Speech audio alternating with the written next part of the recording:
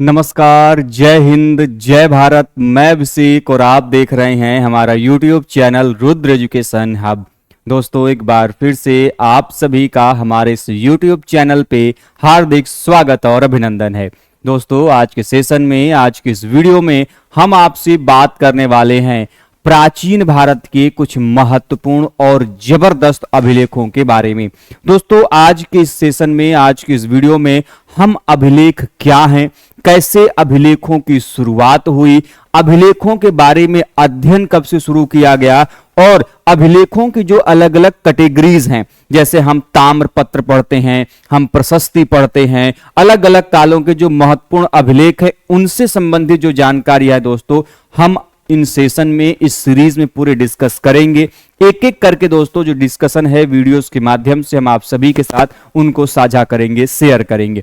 इसके पहले कि दोस्तों आज के सेशन की हम शुरुआत करें, जल्दी से दोस्तों आप सभी एक बार जुड़ जाइए। चैनल पर नए हैं दोस्तों, चैनल को सब्सक्राइब कर लीजिए, साथ ही बेल आइकन को प्रेस कर लीजिए, जिससे कि दोस्तों आप सभी के पास वीडियोस की लेटेस्ट नोटिफिकेशन सबसे पहले आप सभी तक पहुंचती रहे। जैसा कि दोस्तों आप सभी जानते हो, प्राचीन भारत में हमारी तरफ वर्तमान समय में सोशल मीडिया का जमाना नहीं था।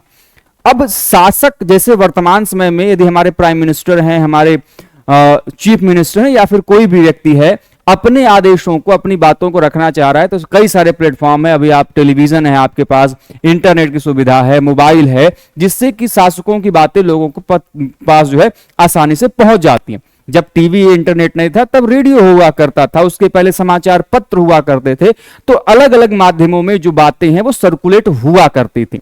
लेकिन यदि हम प्राचीन काल की बात करते हैं तो प्राचीन काल में ये परंपरा सबसे पहली बात तो मौखिक रूप से रही, लेकिन जैसे जैसे काल विकसित होता हुआ गया और काल आया आपका, किसका काल आया आपका मौर्य काल का, तो वहां पे आप देखते हैं कि पहली बार अभिलेख जो है उनको स्तंभों के माध्यम से, शिलालेखों के माध्यम से, गुफाओं के अंदर जो है उनको उत्कीर्ण कराने की जो परंपरा है आप वो मौर्य काल में देखते हैं। अब पॉइंट ये उठता है कि क्या मौर्य काल के पहले ये जो लेख की परंपरा है वह नहीं थी क्या? थी, बिल्कुल थी। यदि आपने सिंधु घाटी सभ्यता को कभी पढ़ा होगा, इंडस वैली सिविलाइजेशन को पढ़ा होगा, तो आपको यह जानकारी होगी कि सिंधु घाटी सभ्यता के अंतर्गत जो वहां के हड़प्पा के निवासी थे या फिर जो सिंधु सभ्यता के निवासी थे वो लिखना जानते थे, उनको लिखावट का, लेखन शैली का ज्ञान था। यही कारण है कि जब हम सिंधु घाटी सभ्यता कहते हैं तो उस सिंधु घाटी सभ्यता को हम किस श्रेणी के अंतर्गत रखते हैं? इतिहास के 3 भाग हैं, आप जानते हैं, प्रागैतिहासिक काल, आद्य ऐतिहासिक काल और ऐतिहासिक काल। प्री हिस्ट्री, प्रोटो हिस्ट्री और हिस्ट्री। प्री हिस्ट्री वो फेज जहां पे किसी भी प्रकार के रिटन एविडेंसेस का प्रमाण नहीं मिलता, लिखित साक्ष्य का प्रमाण नहीं मिलता। प्री हिस्ट्री एग्जांपल स्वरूप स्टोन एज, पाषाण काल, वहां पे लिखित साक्ष्य का प्रमाण नहीं है। We totally depend on the archaeological sources, हम पूरी तरीके से वहां पे पुरातात्विक साक्ष्यों पर डिपेंड है। दूसरा काल है बेटे आपकी आद्य ऐतिहासिक काल। आद्य ऐतिहासिक काल जिसे हम प्रोटो हिस्टोरिक पीरियड कहते हैं, ये वो पीरियड है जहां से हमें लिखित साक्ष्य तो मिलता है, we have written evidences but they are not yet deciphered, लेकिन अभी तक हम लोगों ने उन्हें पढ़ा नहीं है कि एक्चुअली में वो लिखा क्या गया। तो सो फॉर एग्जांपल हमारे पास इंडस वैली सिविलाइजेशन है, इंडस वैली सिविलाइजेशन के हमारे पास स्क्रिप्ट है, लेखन शैली के प्रमाण है, but as for now they are not yet deciphered, अभी तक वो जो है पढ़े नहीं जा सके हैं। Because of when you analyse the script of Indus valley civilization you see these are in form of pictograph, वो किस फॉर्म में? चित्र के माध्यम से लिखे गए हैं। यही कारण है कि जब आप अदर सिमिलर आप सिविलाइजेशन को देखते हैं, देयर स्क्रिप्ट और इन अल्फाबेटिक, वहां पे अक्षरों का प्रयोग किया गया, लेकिन सिंधु घाटी सभ्यता में चित्रों का प्रयोग किया गया। यही कारण है कि सिंधु घाटी सभ्यता की जो लिपि है वो पिक्टोग्राफिक स्क्रिप्ट कहते हैं, चित्रात्मक या फिर हम भावात्मक लिपि कहते हैं, और ये लिपि अभी भी पढ़ी नहीं जा सकी है। So as for now, when you see the Harappan civilization और मोहनजोदाड़ो और हड़प्पा, you see that कि from many of archaeological site related to the Indus valley civilization we found the various type of inscription regarding the Indus valley civilization. As for example, from Dholavira you get a signboard that engraved the biggest inscription for Indus Valley civilization. आपने पढ़ा होगा कि धौलावीरा के जो entrance gate है वहां से में 9 से 10 अक्षरों वाला सबसे बड़ा जो लेख है वो वहां से प्राप्त होता है. लेकिन सिंपल सी बात है कि अभी जब हम लोगों ने पढ़ा ही नहीं तो उसका क्या मतलब है हमको नहीं पता. तो जो पढ़ी जाने योग्य इंस्क्रिप्शन है वो हमें मौर्य काल से प्राप्त होता है. लेकिन मौर्य काल से पहले लेखन शैली थी और इस काल की परंपरा जो है हम लोगों को इंडस वैली सिविलाइजेशन में स्पष्ट रूप से देखने को मिलता है. ठीक है, जो कि अभी भी पढ़ा नहीं जा सका है. जब ये पढ़ा जाएगा तब ये आपका ओल्डेस्ट वो भी माना जाएगा. अभी तक यदि हम बात करते हैं तो ये जो परंपरा है आप देखते हैं कहां पे बेटे, वो आप देखते हो कि मौर्य काल में आपको दिखाई देता है. अब हम बात करते हैं कि अभिलेख या फिर जिसको लोग इपिग्राफी कहते हैं दोस्तों, वो है क्या. ध्यान रखिएगा, अभिलेखों का जो अध्ययन है दोस्तों, ये जो अभिलेख हैं, इन अभिलेखों का अध्ययन क्या कहलाता है दोस्तों? इन अभिलेखों का अध्ययन दोस्तों कहलाता है इपिग्राफी. क्या कहलाता है बेटे? इपिग्राफी जो है वह कहा जाता है, जिसको हम हिंदी में पूरा लेख शास्त्र कहते हैं.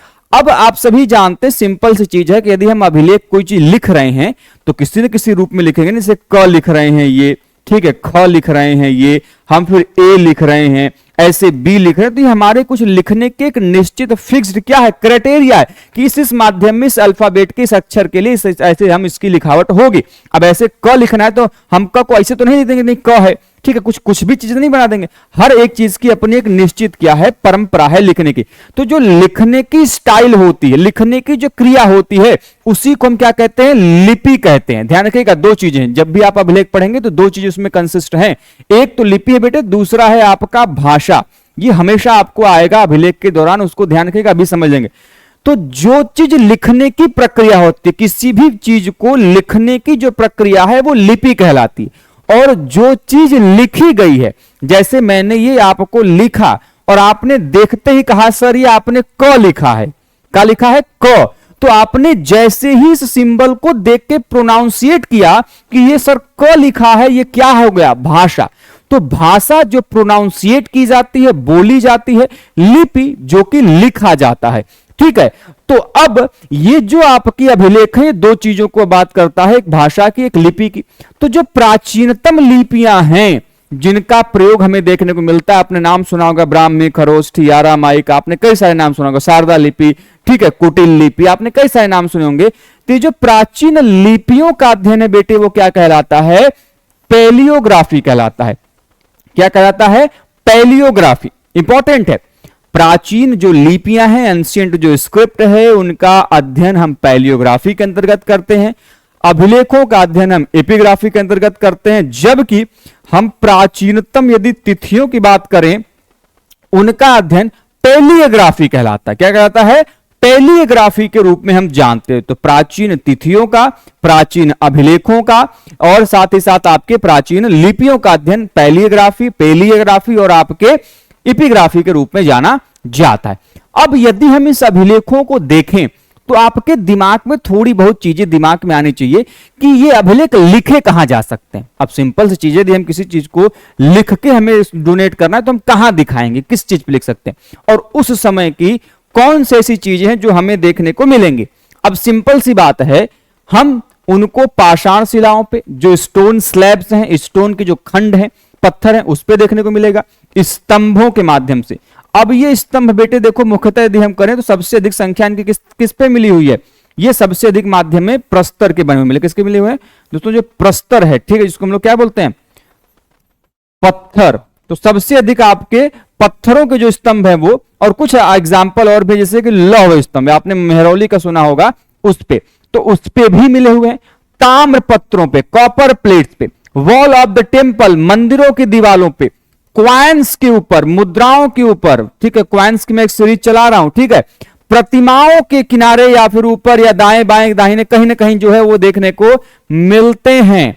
ठीक है, तो ये जो आपकी चीजें हैं वो बेटे देखने को मिलते हैं. हो सकता है कि लकड़ी के जो ताबूत वगैरह हुआ करते हों, ठीक है, उस पे भी खुदे गए हों, लेकिन आप देखते हैं कि लकड़ी जो है वो ड्यूरेबल नहीं होती, समय के साथ नष्ट हो जाती है, इसीलिए उनकी प्राप्ति हमें उत्खनन के दौरान जो है देखने को नहीं मिलती। अब प्राचीनतम एग्जाम्पल आपने भूर्ज पत्र देखा होगा, पांडुलिपियां देखी होंगी, जहां पे हमें कई सारे जो प्रमाण है लिखित साक्ष्य देखने को मिलते हैं, लेकिन अब वो उतने ड्यूरेबल नहीं है जितने आपके पत्थर के स्तंभ हैं, पाषाण शिला है, मंदिर की दीवारें हैं, मुद्राएं हैं, प्रतिमाएं हैं, क्योंकि ये ड्यूरेबल होती हैं, हजारों हजार साल बाद भी हमें इंटैक्ट अवस्था में मिल जाती हैं, जिसकी वजह से ही इनके प्रमाण वर्तमान में हमारे पास संरक्षित हैं।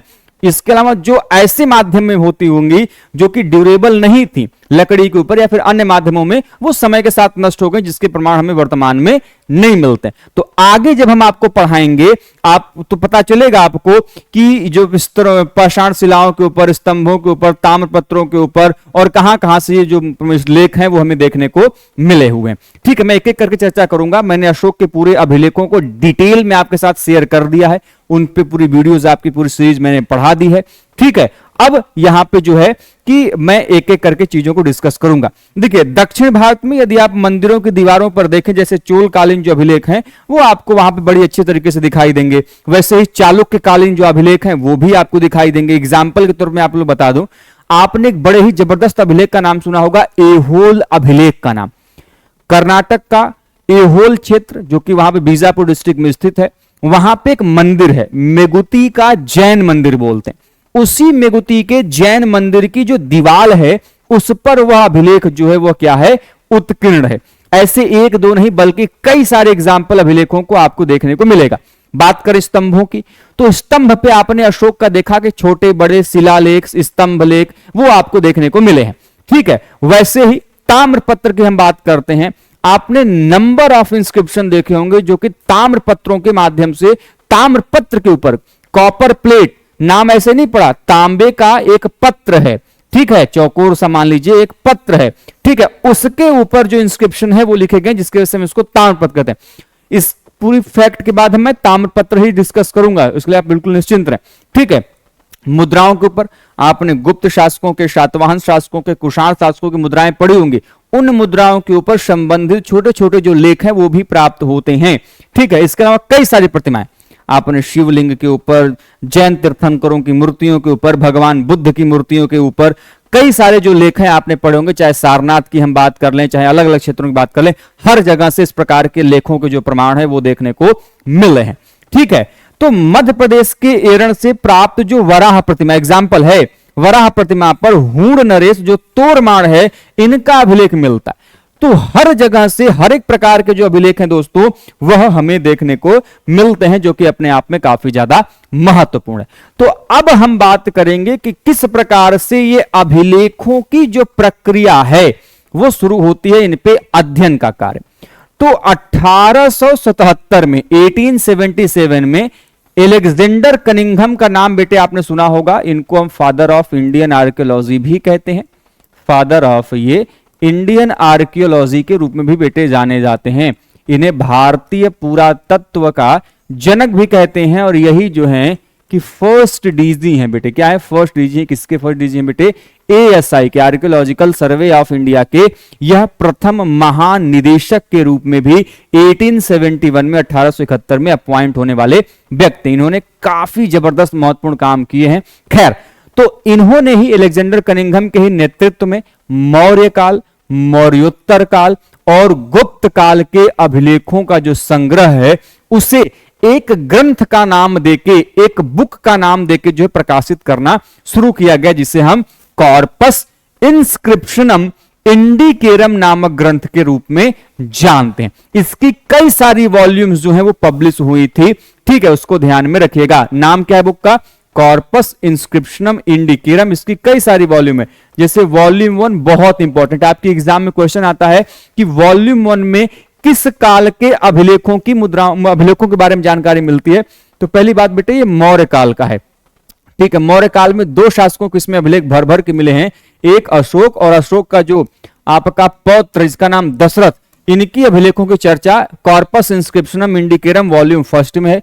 वहीं पे यदि आप वॉल्यूम 3 को देखेंगे तो जो वॉल्यूम 3 है ये गुप्तकालीन अभिलेखों के बारे में जानकारी देता है। गुप्तकालीन जो अभिलेख हैं उनके बारे में जानकारी जो है देता है।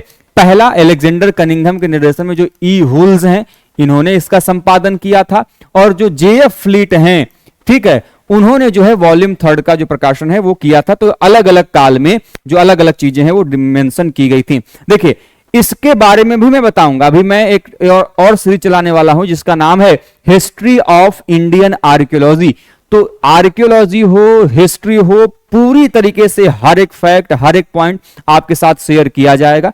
बस आप सभी चैनल पे बने रहें, हर एक जानकारी आप सभी तक पहुंचाना मेरा कार्य है। बस आप सभी इस वीडियो के माध्यम से अपना प्यार देते रहें, अपना सपोर्ट दिखाते रहिए, वीडियो को लाइक करते रहिए, ज्यादा से ज्यादा लोगों तक जोड़ते रहिए, जिससे कि हम सभी आप सभी के साथ मिलकर काफी सारे जो कंटेंट है आपके साथ साझा करें, शेयर करें।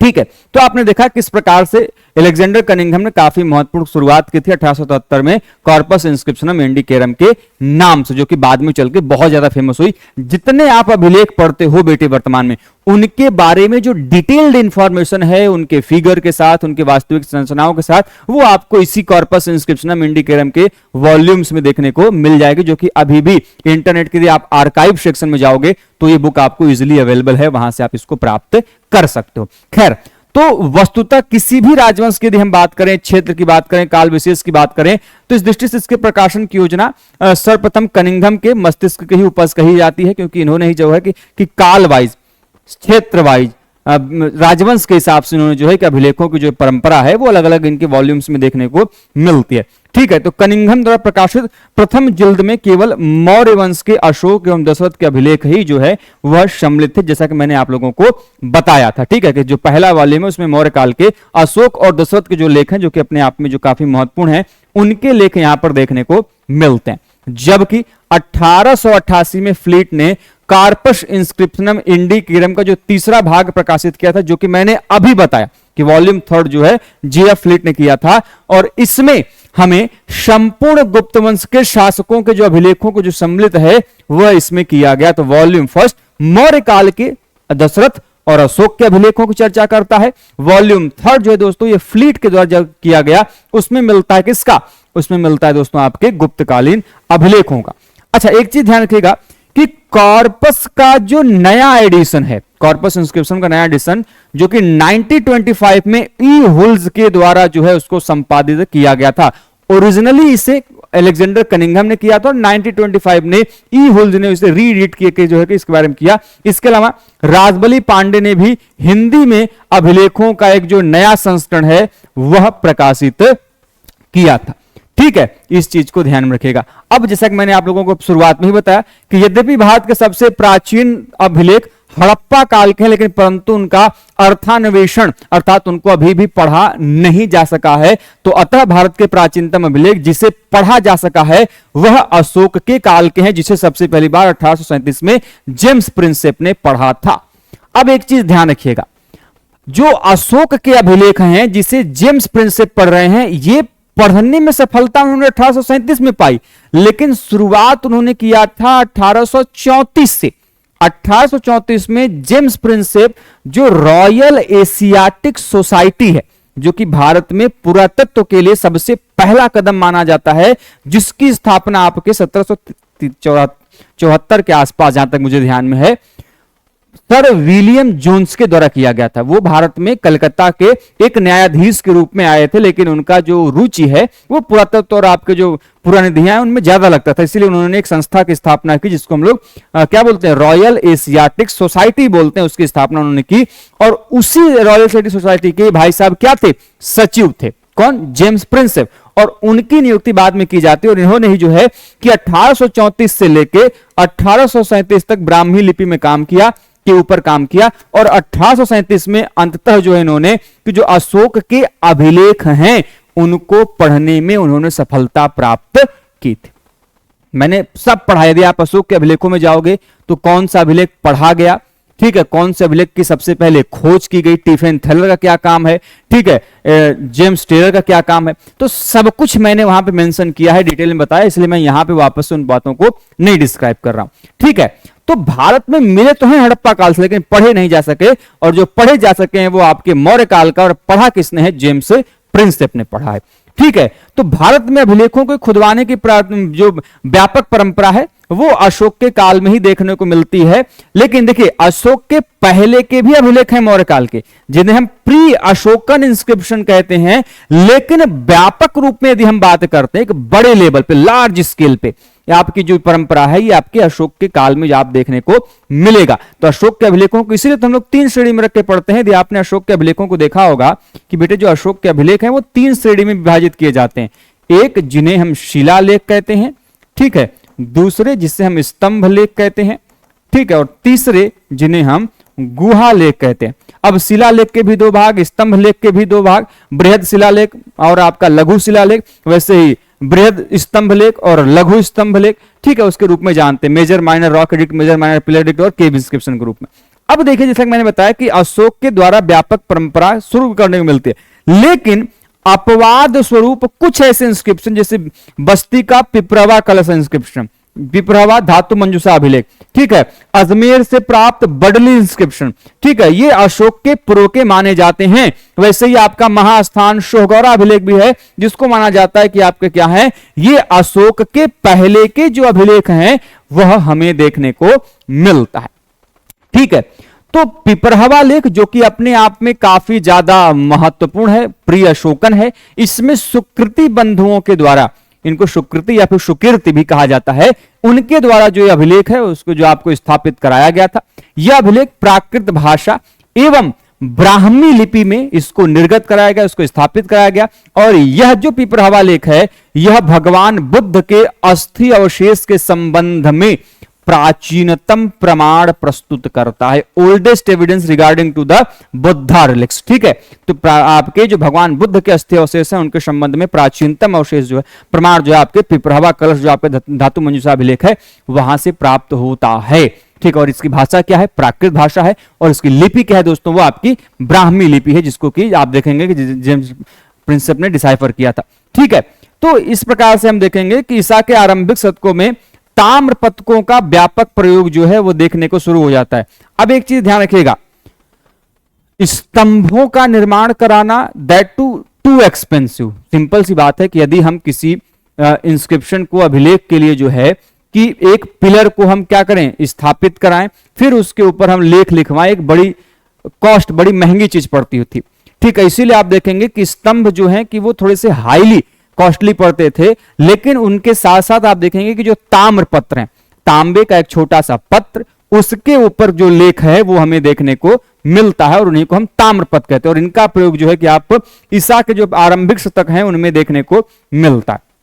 ठीक है, तो जो भूमि दान अभिलेख हैं इनको ताम्रपत्रों या फिर ताम्र प्रशासन पर ही हैं, जिनसे सामंतवाद के विषय में जानकारी मिलते। ठीक है, भूमि दान से संबंधित प्राचीनतम ताम्रपत्र हमें इक्ष्वाकु शासक जो चांतमूल, जिसको हम लोग या फिर शांतमूल भी कहते हैं, उनका एक इंस्क्रिप्शन है पाट गंडी गुडम लेख। ठीक है, जो कि अपने आप में काफी महत्वपूर्ण है, और यह अभिलेख हमें भारत में प्राचीनतम भूमि दान से संबंधित जानकारी देता है। किसका है, इक्ष्वाकु डायनेस्टी शांतमूल का जो इंस्क्रिप्शन है, जिसका नाम है पाट गंडी गुडम इंस्क्रिप्शन। ये पूरे भारत की हम बात करें, यदि हम आइडेंटिफाई कर दें उसको थोड़ा सा उत्तर भारत के लिए, नॉर्थ इंडिया के लिए, तब जो उत्तर भारत का जो प्राचीनतम भूमि दान ताम्रपत्र है वह कलचुरी शासक किसका है, ईश्वर दत्त का है। तो यदि हम पूरे भारत की बात करते हैं तो कलचुरी डायनेस्टी शासक शांतमूल का है, और यदि हम उत्तर भारत की बात करते हैं तो वो है आपके कलचुरी शासक ईश्वर दत्त का जो है देखने को मिलता है। ठीक है, अब हम जो है कि कल की क्लास से स्टार्ट करेंगे प्रमुख ताम्र लेखों के बारे में, कि जो प्राचीन काल के जो प्रमुख ताम्र लेख हैं, जो इंपॉर्टेंट कॉपर प्लेट इंस्क्रिप्शन हैं, उनको जो है कि डिटेल में आपके साथ शेयर करेंगे, साझा करेंगे। तो उम्मीद करते दोस्तों कि ये छोटी सी वीडियो जो कि अभी आज मैंने केवल बेसिक आप लोगों के साथ डिस्कस किया कि इंस्क्रिप्शन क्या है, किन माध्यमों में प्राप्त होते हैं, इंस्क्रिप्शन की शुरुआत कहां से हो रही है, ठीक है, इन चीजों को लेकर दोस्तों डिस्कस किया। अब हम लोग कल की क्लास से एक एक करके, जैसे ये इंपॉर्टेंट कॉपर प्लेट इंस्क्रिप्शन है उनको डिस्कस करेंगे। उसके बाद जो इंपॉर्टेंट प्रशस्तीज हैं, भारत में आपने देखा होगा नंबर ऑफ प्रशस्तीज की शुरुआत की गई थी, चाहे हम ऐहोल प्रशस्ति की बात करें, चाहे हाथी गुम्फा प्रशस्ति की बात करें, चाहे हम प्रयाग प्रशस्ति की बात करें, चाहे हम तालगुंडा प्रशस्ति की बात करें, तो अलग अलग जो प्रशस्ति अलग अलग काल में शुरू की गई, उनके लेखक क्या हैं, किस शासक से संबंधित है, उनके बारे में जो जानकारी दोस्तों हम लोग नेक्स्ट क्लास में एक एक करके डिस्कस करेंगे। आई होप दोस्तों ये सीरीज आप लोगों के लिए काफी ज्यादा फायदेमंद होगी। वीडियो कैसा लगा दोस्तों आप में कमेंट बॉक्स के माध्यम से बताना जरूर बताएं आप सभी हमें। साथ ही दोस्तों यदि आपको किसी भी टॉपिक पे कोई वीडियो चाहिए हिस्ट्री या फिर आर्कियोलॉजी से रिलेटेड, हमें कमेंट बॉक्स के माध्यम से जरूर बताएं। हम आप सभी के लिए उस टॉपिक के ऊपर जल्द से जल्द वीडियो लाने का प्रयास करेंगे। तो मिलते हैं दोस्तों नेक्स्ट सेशन में नए फैक्ट के साथ, नए इंफॉर्मेशन के साथ। तब तक के लिए आप स्वस्थ रहें, मस्त रहें। जय हिंद, जय भारत, हर हर महादेव।